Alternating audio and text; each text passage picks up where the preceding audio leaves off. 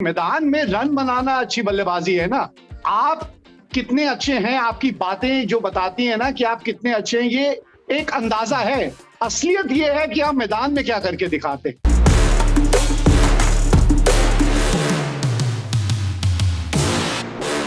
Thank God it's Friday. वैसे ये जुमला हम आईपीएल के दौरान नहीं बोल सकते क्योंकि ये 2 महीने एंटरटेनमेंट की पूरी गारंटी है। और आज की शाम, वही शुक्रवार की शाम आपके लिए खास बनने वाली है क्योंकि मुकाबला है दिल्ली और राजस्थान के बीच। और मेरे साथ है और बात करने के लिए विवेक राजदान। विवेक जी, बहुत बहुत स्वागत है आपका। Good morning. Thank you so much Yashika. Vivek ji, Delhi का मैच, एक फ्रेज आपने तो बहुत ज्यादा बोला भी होगा, सुना भी होगा, कंट्रोल द कंट्रोलेबल्स। ये बहुत ज्यादा यूज होता है क्रिकेट में, लेकिन इसका सही सिग्निफिकेंस हमें दिल्ली ने सिखा दिया। जिस तरीके से पिछला मुकाबला खेला और जीता कोविड के प्रेशर में।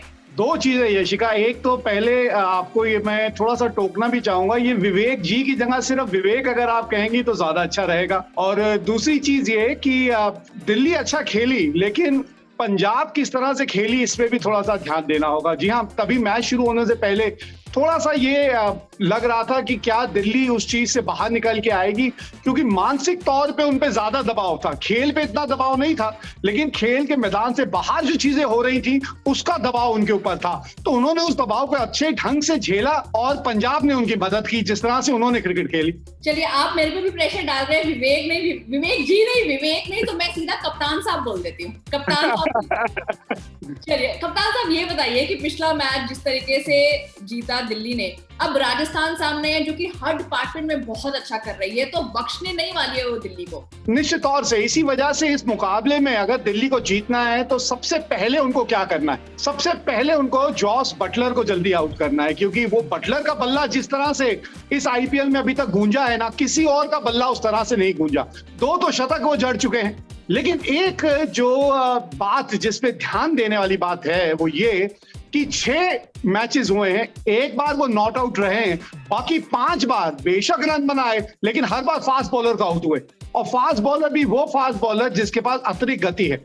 चाहे पैट कमिंग्स की बात करें, बुमराह की बात करें, आवेश खान की बात करें, उमरान मलिक की बात करें, लॉकी फर्गुसन की बात करें, तो वो आउट होते हैं रफ्तार के साथ। तो ये कहीं ना कहीं दिल्ली को ये सोचना होगा कि उनके खिलाफ क्या रणनीति बनाई जाए, पहले 6 ओवरों पे उन पे किस तरह से हमला किया जाए। क्योंकि अगर वो 6 ओवर निकाल दिए बटलर ने तो तकलीफें और बढ़ती चली जाएंगी। और राजस्थान के लिए बहुत अच्छी बात यह है कि बल्लेबाजी में बटलर चल रहे हैं और गेंदबाजी में Yuzvendra Chahal. What a performance पिछला 5 जो उन्होंने लिया। ऐसा लग रहा है कि इन दोनों को रोक पाना बहुत मुश्किल है। अगर आप आईपीएल की सारी टीमों को उठा के देखें ना 10 की 10, तो गेंदबाजी जिन टीमों की एक बहुत मजबूत कड़ी लग रही है ना, उसमें से एक है राजस्थान रॉयल्स। क्योंकि आप देखें नई गेंद में आपके पास प्रसिद्ध कृष्णा है, ट्रेंट बोल्ट है, और जैसी स्पिनर्स की बात करते हैं, एक तरफ अश्विन, एक तरफ आपके पास है चहल। मतलब एक तरफ शेर तो दूसरी तरफ सवा शेर। तो मतलब फंस जाते हैं सभी बल्लेबाज, इतना अनुभव उनके पास है।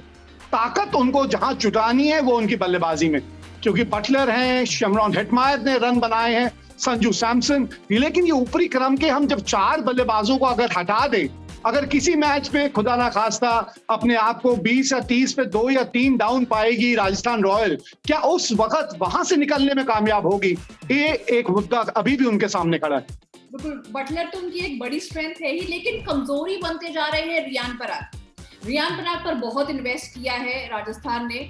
और असम से ये आते हैं, 3 साल हो गए आईपीएल खेलते हुए, लेकिन अगर आप इनके स्टैट्स देखिए तो 6 मैचेस में 48 रन अभी तक बनाए हैं। लास्ट सीजन 11 मैचेस में सिर्फ 93 रन। और राजस्थान ऐसा नहीं है कि मौका नहीं दे रही है, हर पोजीशन पर खिलाने की कोशिश कर रही है, लेकिन वो बल्ला चल ही नहीं रहा है। अब जी, आप फ्रेंचाइज क्या करें ना। अब देखिए, वही हम हर बार बात करते हैं कि आप तो दाव लगाते हैं किसी खिलाड़ी पे। अब वो खिलाड़ी मैदान में उतर के अगर प्रदर्शन ना करके दे तो फिर आप क्या करें। आप यशस्वी जायसवाल देखिए, उनको कितने मौके दिए आपने, उभरते हुए प्रतिभाशाली एक ओपनर हैं, एक अच्छे बल्लेबाज माने जाते हैं। लेकिन मैदान में रन बनाना अच्छी बल्लेबाजी है ना। आप कितने अच्छे हैं, आपकी बातें जो बताती हैं ना कि आप कितने अच्छे हैं, ये एक अंदाजा है। असलियत ये है कि आप मैदान में क्या करके दिखाते। बातें ये हैं कि आप क्या होने का दावा करते हैं, लेकिन मैदान में आप क्या करके दिखाते हैं वो आपके कर्म बताते हैं। तो वो दोनों में जब अंतर आ जाता है तब तकलीफें बढ़ जाती हैं। और एक और चीज याद रखिए, आईपीएल में हमेशा वो टीमें आगे जाके और उन्होंने खिताब जीते हैं जिनके पास डोमेस्टिक क्रिकेटर्स अच्छे रहे हैं हमेशा, क्योंकि 11 में से 7 तो आपको देसी खिलाने, आपको हिंदुस्तानी खिलाने, तो वो 7 खिलाड़ी अगर आपके मजबूत नहीं हुए या अच्छा प्रदर्शन करने वाले नहीं हुए, वहां पे ज्यादा अगर कमजोर कड़ियां रही तो आगे चल के दिक्कतें आती हैं ऐसी टीमों में। और अगर आप पिछला मुकाबला देखें राजस्थान का, कोलकाता के खिलाफ अच्छा मुकाबला था, बटलर का 100 भी था, चहल का 5 भी था, लेकिन फिर भी वो मैच कहीं ना कहीं फंस रहा था। इतना डीप जाने की जरूरत नहीं थी जब आपके पास इतने शानदार परफॉर्मेंस निकल के आए हो।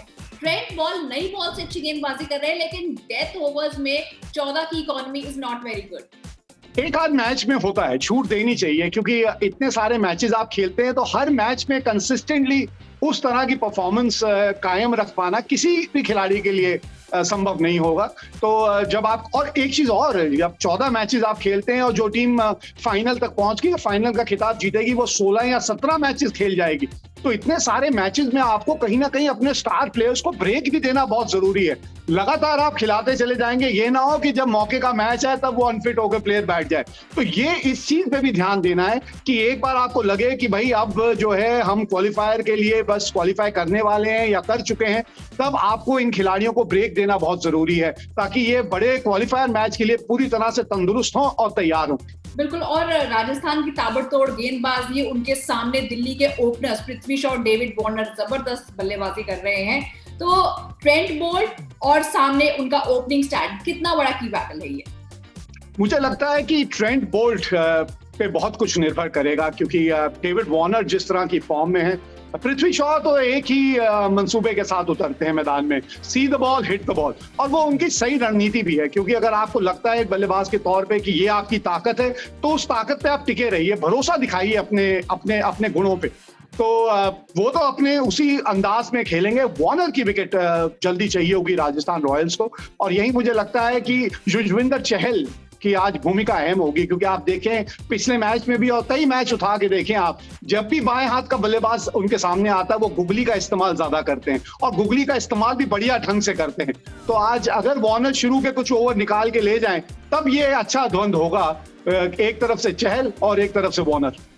और विवेक, हमने पिछले मैच में पॉवेल की भी बात की थी, रोबमन पॉवेल की। अब उनका बल्ला नहीं चल रहा है, ये दिख रहा है सबको। अब क्या टाइम आ गया है कि उन्हें ड्रॉप किया जाए? क्या केएस भरत को लाना चाहिए? 8 मैचेस में उन्होंने 191 रन बनाए थे पिछले सीजन में, और नंबर 3 पर बैटिंग करते हैं। अब उन्होंने दाव खेला है इस बल्लेबाज के ऊपर, तो इसलिए अब थोड़ा सा और ढील दी जा रही है कि शायद, देखिए जब आप कोई बड़े खिलाड़ी पे दाव खेलते हैं ना, तो आप किसी खिलाड़ी को जब आप 10, 12, 15 करोड़ में या इस राशि से खरीदते हैं, तो वो बड़ा खिलाड़ी क्या करता है? वो बड़ा खिलाड़ी अपने बलबूते पे आपको 3 या 4 मैच जिता के देता है। 6 या 7 मैचों में उसका अच्छा प्रदर्शन ऐसा होता है कि वो खुद ना जिता पाए, लेकिन ऐसा माहौल खड़ा कर दे कि कोई दूसरा उसको जिता ले। तो ये जो है ना भूमिका, ये आप देखते हैं उस बड़े खिलाड़ी से। ऐसे ही अगर आपकी टीम में 2-3 बड़े खिलाड़ी हुए जो 2-2, 3-3 मैच अपने बलबूते पे जिताएं, तो आप वैसे ही क्वालिफाई के करीब पहुंच जाते हैं। तो बस यही प्रतीक्षा हो रही है कि कब वो रोबमन पॉवेल, जिसको हमने उस भाव में खरीदा है, वो खिलाड़ी हमें नजर आए। इसलिए थोड़ा सा भी सब्र दिखाया जा रहा है, मुझे लगता है। बड़े खिलाड़ी है और बड़ा नाम अपने लिए कर रहे हैं कुलदीप यादव, दिल्ली की तरफ से खेलते हुए। विवेक, बेस्ट फिगर्स अभी तक उनके आए हैं दिल्ली की तरफ से खेलते हुए, और दिल्ली के लिए अच्छी खबर तो है ही, लेकिन जॉस बटलर के लिए अच्छी खबर नहीं होगी। क्या जॉस के बल्ले को वो रोक पाएंगे? एक बड़ा बैटल ये भी बनता है। मैं तो यही उम्मीद लगाए बैठा हूं कि इस मैच में कोई स्पिनर उन पे हावी पड़े, क्योंकि अभी तक तो जो आंकड़े मैंने आपको पहले भी बताए हैं, 6 मैचों में 5 ही बार आउट हुए हैं, क्योंकि एक बार तो नॉट आउट रहे थे, और 5 बार तेज गेंदबाजों ने आउट किया है। तो आज ये क्या मैच होगा जहां पे दिल्ली के स्पिनर्स उन पे भारी पड़ेंगे, देख के मजा आएगा। अब पिछले मैच में स्पिनर्स का बोल भी बाला रहा है, चाहे ललित यादव की बात करें, चाहे अक्षर की बात करें, चाहे कुलदीप की बात करें। माहौल उस तरह का जब आप एक आध बार पैदा कर देते हैं ना, तो फिर आप यही उम्मीद करते हैं आगे आने वाले मैचों में भी इस तरह का माहौल किस तरह से पैदा किया जाए।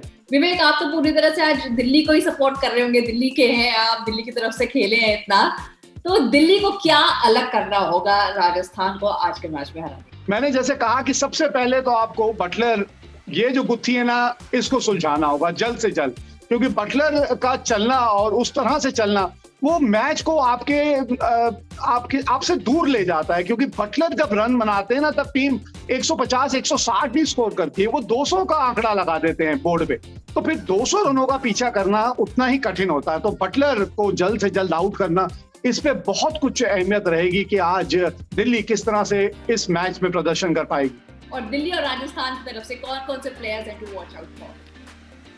मेरे को तो लगता है कि राजस्थान की गेंदबाजी और दिल्ली की बल्लेबाजी के बीच में आज ये बड़ा युद्ध होने वाला है।